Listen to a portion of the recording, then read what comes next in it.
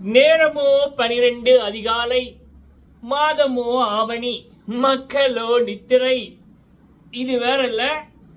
நேரமோ 10:30, மாதமோ சித்திரை, மக்களோ நித்திரை. ஸோ என்னடா இது இப்படி சொல்ற அப்படின்னு தோணுதா?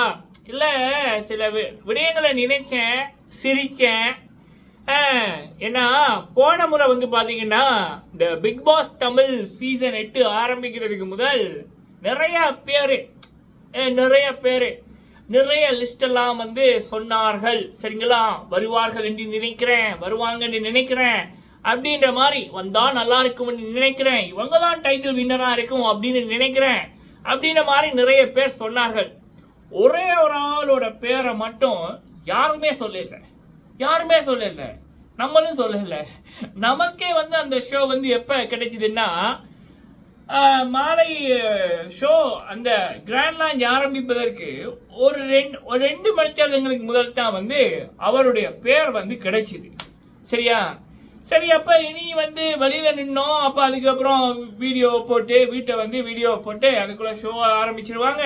சரி, ஷோவை பார்த்துட்டு நைட்டு ரிவ்யூலையே அவர்கிட்ட பேரை போட்டுருவோம் அப்படின்னு சொன்னோம். அவரோட பேர் என்ன அப்படின்னா மிஸ்டர் முத்துக்குமரன் அவர்கள். அவர் தான் அந்த சீசனோட டைட்டில் வின்னர்.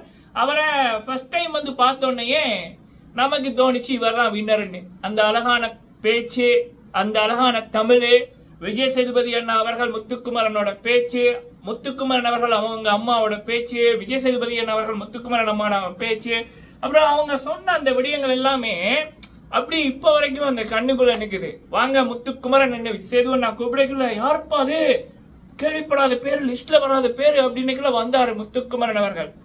ஆளை பார்த்துட்டு அதிசயமா இருந்துச்சு. அவருடைய தமிழை பார்த்துட்டு நம்ம வியந்து போயிட்டோம். நான் அவருடைய தமிழை பார்த்துட்டு அவ்வளோ அழகா இருந்தது, வியந்து போயிட்டோம். ஆளு பார்க்க மாடர்ன் ஸ்டைலா கேரை இதுன்னு இருக்காரு. தமிழ் தூய தமிழா இருக்குது. மக்கள் விடுவாங்களா, கொண்டாடுவாங்கல்ல. அதுவும் அம்மா அப்பா சம்பவ கிராண்ட் லாஞ்சிலேயே சேதுவண்ணா கூட உங்களோட தமிழ் நல்லா இருக்குன்னு சொன்ன விதமா இருக்கட்டும். அப்பவே தோணாதா அவர் தான் வின்னர்?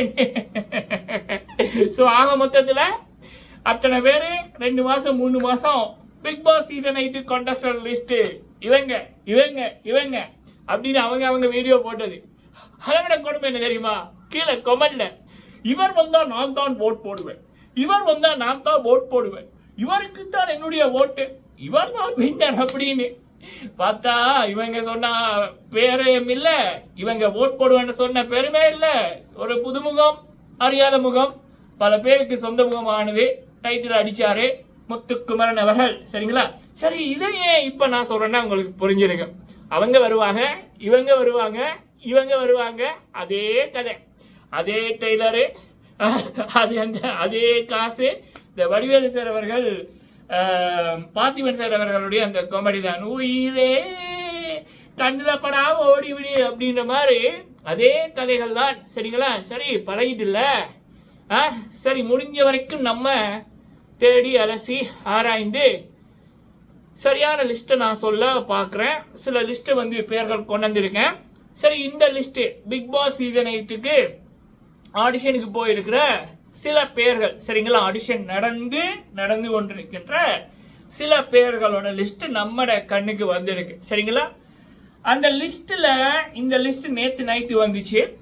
அதில் 2-3 பேர் வந்து இல்லை அப்படின்னு வந்துட்டு. சரிங்களா, அவங்க வந்து நோ வந்து சொல்லிட்டாங்க அப்படின்றது வந்திருக்கு. சரிங்களா, அது என்ன அப்படின்றத பார்க்கலாம்.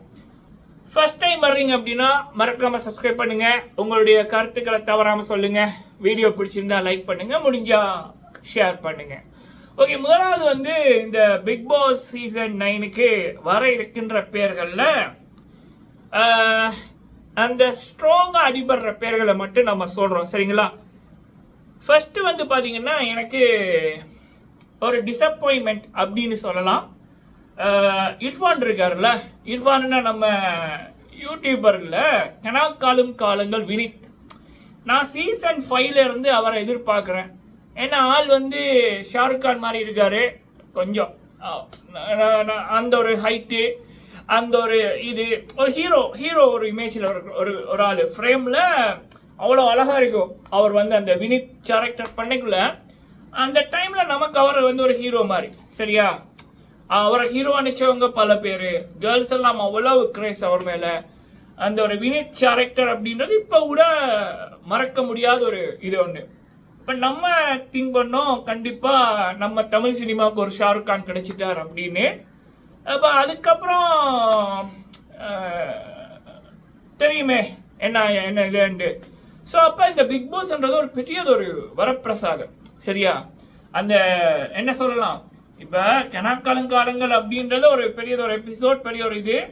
அதில் விட்டதை இங்கே இவர் ஒரு 1 வீக் வந்தால் கூட வினித் அப்படின்ற மாதிரி திரும்ப வந்துடுவாங்க. அதை விட பெரியதொரு இது ஒன்று கிடைக்கும். அப்போ நம்ம வந்து சீசன் 5 வருவார் அப்படின்னு எதிர்பார்த்தேன். டீமும் வந்து பேசியிருந்தாங்க. சீசன் 6லேயும் அடிபட்டுச்சு. சீசன் 7 சீசன் 8 அடிபடையில் சீசன் 7 வரைக்கும். சரி, அப்போ இந்த வாட்டியாவது வருவார், ஒருவேளை இது போகும் அப்படின்னைக்குள்ள நோன்றதான் வந்திருக்கு, சரிங்களா? சில பேர் எங்கிட்ட கேட்டாங்க இந்த வாட்டியாவது இவர் வருவாரா இர்ஃபான் அப்படின்ற மாதிரி. ஸோ ஐ திங்க் அவர் வந்து ரொம்ப தனிமை விரும்பி அப்படின்னு நினைக்கிறேன், சரிங்களா? சம்டைம்ஸ் அவரோட சோஷியல் மீடியாவே ப்ரைவேட்டில் போட்டுருவார், என்ன கதை அப்படின்னு தெரியல.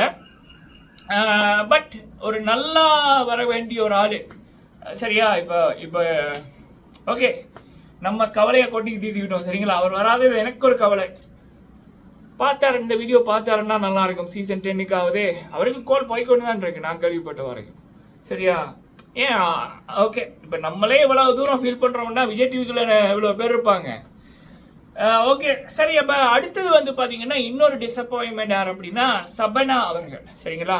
அவங்க வருவாங்க அப்படின்னு நம்ம ஒரு பேர் வரைக்குள்ள குக் வித் கோமாளியில் பார்த்தோம். ஒரு ஹீரோயின் மெட்டீரியல் அவங்க அந்த ஃப்ரேம்லேயே அவ்வளவு ஒரு இது ஒன்று. ஹீரோயின் அப்படின்றது சாதாரண ஒரு இது ஒன்று இல்லை. ஒரு 10-20 பேர் நின்னாலும் அதில் வந்து ஒருத்தங்க மட்டும் பல பேரோட கண்ணை கவரணும். அதான் ஹீரோயின் அப்படின்றது. ஜஸ்ட் இந்த லுக்கே வந்து அதுதான் ஹீரோயின்ன்றது. அப்போ அவங்க அந்த ஒரு ஹீரோயின் மெட்டீரியல். சரி, அப்போ அவங்க பிக் பாஸுக்குள்ள வருவாங்க அப்படின்னு அவங்களோட சீரியலில் நான் பார்க்கல. இந்த குக் வித் கோமாளி மூலம் தான் அவங்கள ஃபர்ஸ்ட் டைம் வந்து நம்ம பார்த்தது. அதுக்கப்புறம் இவங்க பிக் பாஸில் ஒரு பேர் அடிபடுதுன்னொன்னே சரி அவங்களோட சோஷியல் மீடியாவில் நம்ம பார்க்கக்குள்ள ஒரு ஹீரோயின் மெட்டீரியல் சரி வந்தால் நல்லா இருக்கும் அப்படின்னு தோணுச்சு. இப்போ அவங்களும் இல்லை அப்படின்றதான் வருகின்ற தகவல், சரிங்களா? ஸோ இது வந்து இல்லாத நபர்கள். சரி, அப்போ இருக்கிற நபர்கள் யார் அப்படின்னா வினோத் பாபு அவர்கள். பவித்ரா ஜெர்னி அவர்களோட ஒரு சீரியல் நடிச்சார்ல, வினோத் பாபு அவர்களை பற்றி ஒரு விடயம் ஒன்று எனக்கு அவர்கிட்ட பிடிச்சது. நம்மளுடைய தெலுங்கு ரிவ்யூவர் அவங்க வந்து பேசக்குள்ள ஒரு விடயம் ஒன்று சொல்லியிருந்தாங்க. அனுஷ்கா மேம் அவர்கள் அவங்களுக்கு ஃபேன் அப்படின்னு. இது ஐ திங்க் அவரும் வந்து ஏதோ ஒரு ஃபங்க்ஷனில் சொல்லியிருக்காரு. வினோத் பாபு அவர்களும் பவித்ரா ஜெர்னி அவர்களும் இந்த விடயத்தில் சொல்லியிருக்காங்க. அனுஷ்கா ஷெட்டி மேம் அவர்களும் அனுஷ்கா ஷெட்டி மேம் அவர்களுடைய அம்மாவும் வினோத் பாபு அண்ட் பவித்ரா ஜெர்னி அவங்க அந்த ஒரு சீரியல் ஒன்று பண்ணாங்கல்ல, அதில் பிகாஸ் ஃபேன் அப்படின்னு. அப்போ அந்த சீரியல் முடிகிற ஒரு டைமில் வந்து அனுஷ்கா ஷெட்டி மேம் வந்து கால் பண்ணி வினோத் பாபு கிட்டையும் பவித்ரா ஜெர்னி கிட்டையும் கால் பண்ணி எங்களோட அம்மா உங்களோட பிகஸ்ட் ஃபேனு, நல்லா பண்ணுறீங்க அப்படின்ற மாதிரி பாராட்டினாங்களா அப்படின்ற மாதிரி. ஸோ அப்போ அதை வந்து அவர் மேடையில் வந்து சொல்லியிருந்தார். ஸோ இப்படி வந்து அவருக்கு ஃபேன்ஸ் வந்து அனுஷ்கா ஷெட்டி மேமே ஃபேனுண்டா. ஸோ அப்போ அவர் ஒரு பெரிய தலை தான், சரிங்களா? வினோத் பாபு அவர்கள் வந்து பிக் பாஸ் சீசன் 9ல் எதிர்பார்க்கப்படுற நபர். அவருக்கு ஆடிஷன் போயிருக்கார் தகவல். இன்னொன்று நம்ம தெலுங்கு ரிவ்யூவர் சொன்னதுக்கு அப்புறம் அவர் பெரிய ஆளு. அவரும் வந்து சீசன் 6க்கு போனவர் சரியா, டாப் 5குள்ள வந்தவர். சீசன் 6க்கு போனவர், டாப் 5குள்ள வந்தவர். அவர் சொன்னதுக்கு அப்புறம் நம்ம வினோத் பாபு அவர்களை பற்றி நிறைய வீடியோக்கள் பார்த்தோம். மனுஷன் வந்து மனதார பேசுறாரு, கள்ளங்கபடம் எல்லாம் இல்லை. ஒரு பிடிக்கும். பிக் பாஸ் போன்ற ஷோக்குள்ள வந்தால் மக்களுக்கு கண்டிப்பாக அவருடைய எதுவுமே பண்ண தேவையில்லை, அவருடைய அந்த பேச்சே மக்களை கவர்ந்துடும் அப்படின்றத நம்மளால புரிய முடிஞ்சது. ஸோ அப்போ நமக்கு இன்னும் எக்ஸைட்மெண்ட் அதிகமாச்சு. சரி, இந்த கேரக்டர் பிக் பாஸுக்குள்ள வந்தால் செமையாக இருக்கும் அப்படின்னு நமக்கு ஒரு ஆர்வம். இவர் வந்து சப்னாவை போல இல்லை இர்ஃபான வினித் கனாக்காலங் வினித்தை போல இவர் மில்லன்னு வராமல் இருந்தால் சரி, சரிங்களா? ஸோ வினோத் பாபு இப்போ டிக், சரிங்களா? ஒன்று. ரெண்டாவது வந்து பார்த்தீங்கன்னா உமரை பார்க்கக்குள்ள எனக்கு என்னவோ அசீம் அண்ணா அவர்களை பார்க்குற மாதிரி இருக்கு.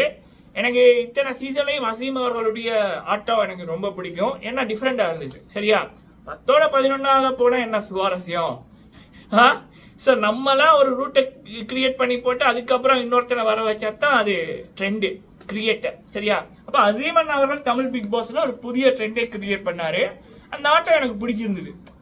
டெய்லி பிரியாணியை தின்னா பிரியாணி பிடிச்சி போயிருமில்ல, டிஃப்ரெண்டாக சாப்பிட தானே அதுக்கு நமக்கும் ஒரு இது இருக்கும்.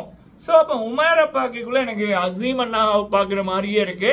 ஸோ அசீம் அவர்களை போல ஒரு ஆட்டத்தை கொடுத்தாருன்னா செமையா இருக்கும். ஸோ உமேர் அவர்கள் உமர் அவரோட பேரும் ஸ்ட்ராங்கா இருக்கு மக்களே. சரிங்களா? அடுத்தது வந்து பாத்தீங்க அப்படின்னா விக்னேஷ் காக்கா முட்டை அந்த படத்துல ஒரு பையன் நடிச்சிருப்பார்ல அவரு. ஸோ அவரோட பேரும் வந்து இருக்கு. அடுத்தது நம்மளுடைய அஸ்வின் குமார் அவர்கள் பிக் பாஸுக்குள்ள வந்தா அதுவும் இப்ப ட்ரெண்டிங்ல இருக்கிறவங்கள பிக் பாஸ்ன்றது எல்லாத்தையும் தலைகளா மாற்றும். சரி, அஸ்வின் அவர்கள் வந்தா அதுல இந்த மார்க்கெட்டை பிடிப்பாரா இல்லையான்றத பார்க்கலாம். அவரும் வந்து மும்முரமா இதுக்குள்ள வர ட்ரை பண்றாரு. அவருக்கும் ஆடிஷன் போயிருக்கு அப்படின்றதான் தகவல். சரிங்களா?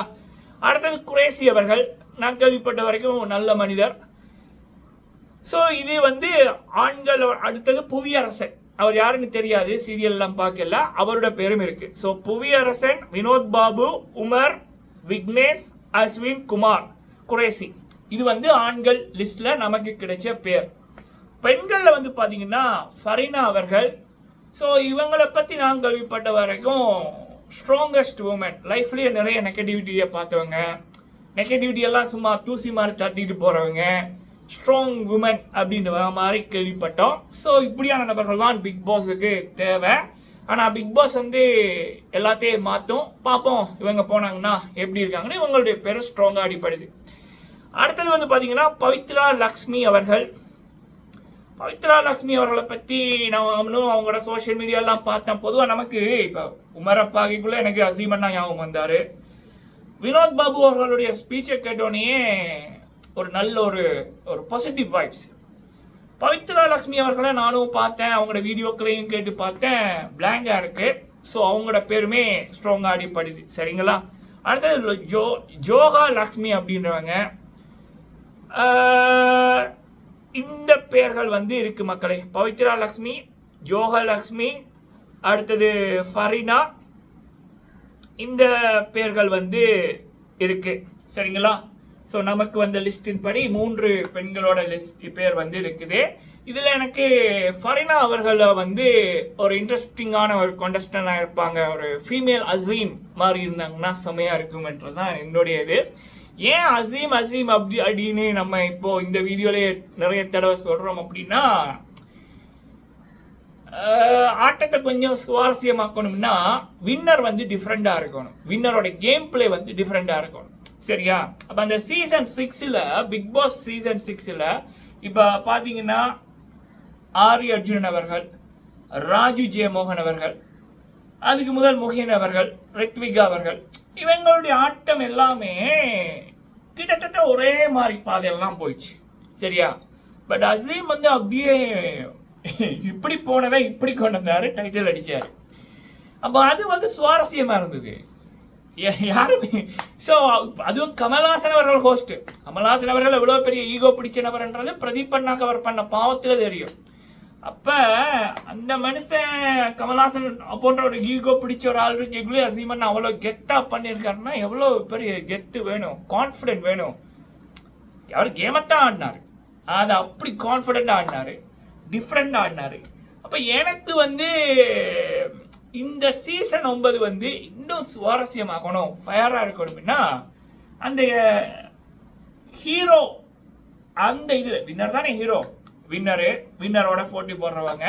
அப்போ அந்த முன்னிலை வகிக்கிறவங்களுடைய ஆட்டம் டிஃப்ரெண்டாக இருக்கணும், இதுக்கு முதல் இருந்தது போல இல்லாமல் இருக்கணும். அப்போ எனக்கு அசீமனோட ஆட்டம் இத்தனை 8 சீசன்லையுமே டிஃப்ரெண்டாக இருந்துச்சு.